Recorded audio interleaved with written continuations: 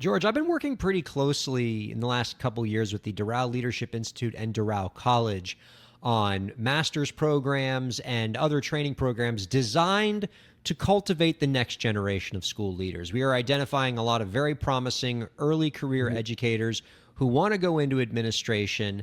And I would love to be able to share with them some of your insight on what they could be doing to set themselves up for a enriching and successful career in school administration. So for the early career educators who are watching or listening to this right now, what advice would you give them on what they should be doing right now to prepare themselves to be the next generation of effective school leaders? I would say take on as many leadership roles as you can within the school.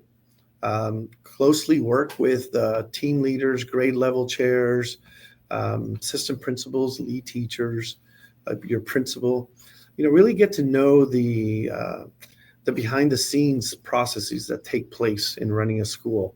And I think that'll, number one, that'll give you an idea of whether that's the direction you want to take. And if it is a direction you want to take, then you'll have had that experience working closely with your leadership team.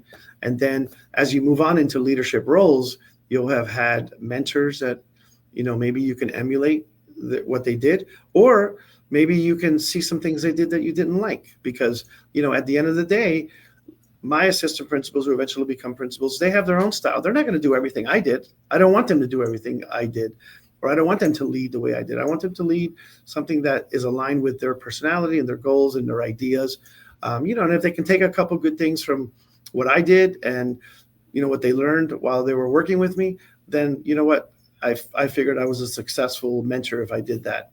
But the more leadership experiences you have, I think the more you're going to benefit from that. And Ryan, just adding to that, I am part of the DLI team right now that's training principals. We have a program in DLI called the Opal Academy, where we've created this PD for principals who want to get a specific certification on their certificate that's called school principal. It's like a higher level, second level of certificate.